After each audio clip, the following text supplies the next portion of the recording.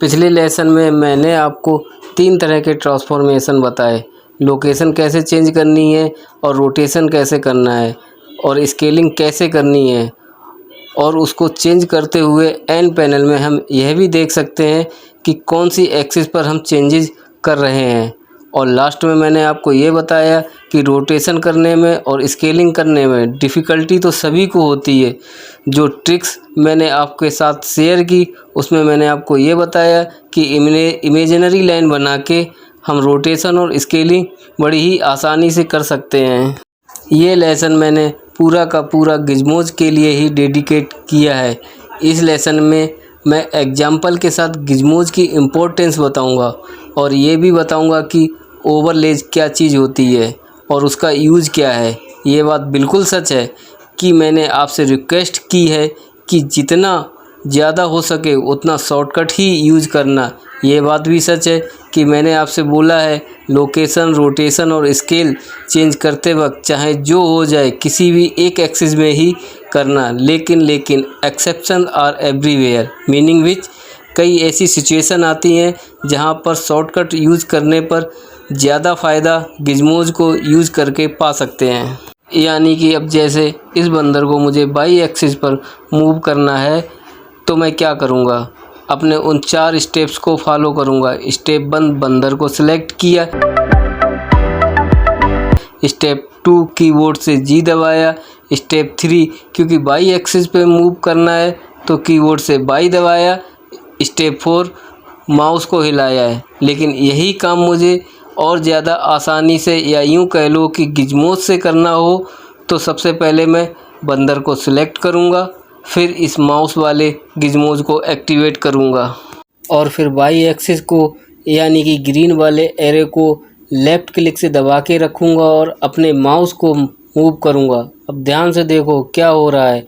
अगर आपने पहले के कॉन्सेप्ट को थोड़ा भी ध्यान से समझा होगा तो जो काम जी और बाई दबा के करते थे वो ही काम इस गिज़मो से हो रहा है। इसी प्रकार से अगर आप रेड कलर वाले गिज़मो को पकड़कर लेफ़्ट क्लिक दबा के रखोगे और मूव करोगे तो एक्स एक्सिस पर मूव होगा, और अगर आप ब्लू कलर वाले गिज़मो को पकड़ के लेफ़्ट क्लिक दबा के रखोगे और मूव करोगे तो जेड एक्सिस पर मूव होगा। लेकिन एक बात बताओ, ये आपको याद कैसे रहेगा कि कौन सा कलर कौन सी एक्सिस को डिनोट करता है? अरे भाई, याद करने की ज़रूरत ही नहीं है क्योंकि सामने इस स्क्रीन पर इस जगह हमेशा ही आपको देख सकते हो कि रेड कलर एक्स एक्सिस के लिए है, ग्रीन कलर बाई एक्सिस के लिए है और ब्लू कलर जेड एक्सिस के लिए है। इसलिए अगर कभी आप कंफ्यूज हो भी जाओ तो इधर नज़र मार लेना। तो जैसे ये मूव करने वाला गिज़मो है वैसे ही ये रोटेशन करने वाला गिज़मो है। इसमें अगर आप रेड लाइन पर क्लिक करके रखोगे और ऐसे घुमाओगे तो एक्स एक्सिस पर रोटेट कर पाओगे। ग्रीन वाली लाइन को पकड़ कर रखोगे तो बाई एक्सिस पर रोटेट कर पाओगे, और अगर ब्लू वाली लाइन को पकड़ कर घुमाओगे तो जेड एक्सिस पर रोटेट कर पाओगे। सिमिलरली अगर आप इस स्केलिंग वाले गिज़मो को एक्टिवेट करके इस रेड वाली लाइन को पकड़ कर खींचोगे तो एक्स एक्सिस पर स्केल कर पाओगे, और अगर ग्रीन वाली लाइन को पकड़ कर खींचोगे तो बाई एक्सिस पर स्केल होगा, और अगर ब्लू वाली लाइन को पकड़ कर खींचोगे तो जेड एक्सिस पर स्केल होगा।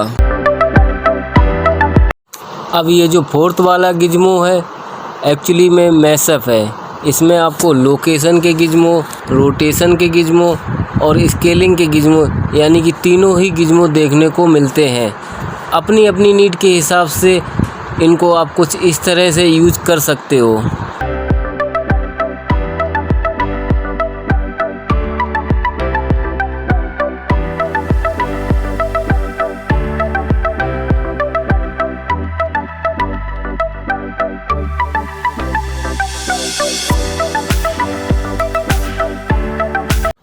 अगर मैं इस गिज़मोज़ वाले कॉन्सेप्ट को सम अप करके एक लाइन में आपको समझाऊं तो आप इसको ऐसे याद रखो कि कीबोर्ड के शॉर्टकट को यूज़ ना करके अगर हम माउस से ही ब्लेंडर में मैक्सिमम काम करना चाहें तो वहाँ हम गिज़मोज़ को यूज़ करते हैं, क्योंकि ये लोकेशन, रोटेशन और स्केल कीबोर्ड से भी कर सकता था, लेकिन फिर भी ब्लेंडर में माउस से भी लोकेशन, रोटेशन और स्केल चेंज करने का ऑप्शन दिया गया है, क्योंकि अलग अलग सिचुएशन में अलग अलग चीज़ों की ज़रूरत पड़ती है।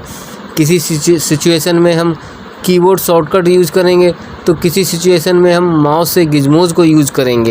आपको लोकेशन, रोटेशन और स्केल बताने के बाद और गिज़मोज़ का भी यूज़ बताने के बाद फाइनली टाइम आ गया है आपको ओवरलेज के बारे में बताने का। लेकिन आपने ये तो बताया ही नहीं कि ये जो गिज़मोज़ वाला बटन है ये है किसके लिए। जस्ट वेट, मैं आपको इस गिज़मोज़ वाले बटन का फंक्शन भी बताऊंगा, बट उससे पहले ओवरलेज की बात कर लूं, क्योंकि इस ओवरलेज बटन का और इस गिज़मोज़ बटन का जो फंक्शन है वो ऑलमोस्ट सेम ही है। एनीवेज, ओवरलेज वाला जो सेक्शन है ये बहुत ही आसान है, यानी कि इस नीचे वाले एरोज पर क्लिक करके इस मेन्यू को खोल के आप ये डिसाइड कर सकते हैं कि इस 3D व्यू पोर्ट में ये फ्लोर देखना है कि नहीं, एक्स एक्सिस देखनी है कि नहीं, वाई एक्सिस देखनी है कि नहीं, और भी दुनिया भर के ऑप्शन है, लेकिन उनके बारे में हम आगे बात करेंगे।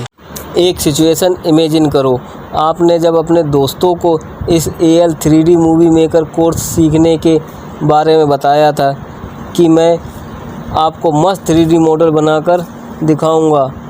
इस कोर्स के मॉडल 3 को फिनिश करके आपने 3D मॉडल बना भी लिया और आप अपने दोस्तों के पास इस 3D मॉडल को इस हालात में लेकर भी गए, तो आपके दोस्त बोलेंगे कि मैं तेरा मॉडल तो बाद में देखूंगा, पहले ये खिचपिच तो हटा, क्या ये हरी पीली नीली लाइन लगा रखी हैं, सिर्फ काम की चीज़ दिखा।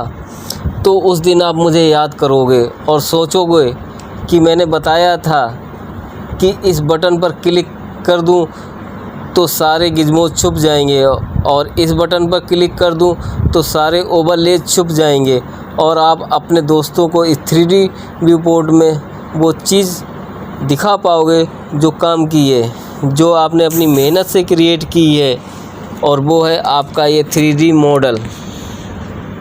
इस लेसन में सबसे पहले मैंने आपको यही बताया कि जो काम आप कीबोर्ड शॉर्टकट से कर सकते हो वही काम आप गिज़मोज़ से भी कर सकते हो, लेकिन किस समय गिज़मोज़ यूज़ करने हैं और किस समय कीबोर्ड शॉर्टकट, ये हम सिचुएशन के हिसाब से डिसाइड करेंगे। उसके अलावा मैंने आपको दोस्त वाले एग्जाम्पल से ये भी बताया कि ओवरलेज क्या होते हैं और किस सिचुएशन में हमें ओवरलेज और गिज़मोज़ को हाइड करने की ज़रूरत पड़ती है। नेक्स्ट लेसन में मेनली हम यही सीखेंगे कि ये जो आगे के साइन बने हुए हैं इनका एग्जैक्ट मतलब क्या है और किन किन सिचुएशन में इनको यूज़ किया जाता है। नेक्स्ट लेसन में मैंने आपके साथ 3D व्यू पोर्ट का one of the most important aspect भी शेयर करूँगा, और वो है orthographic view and perspective view.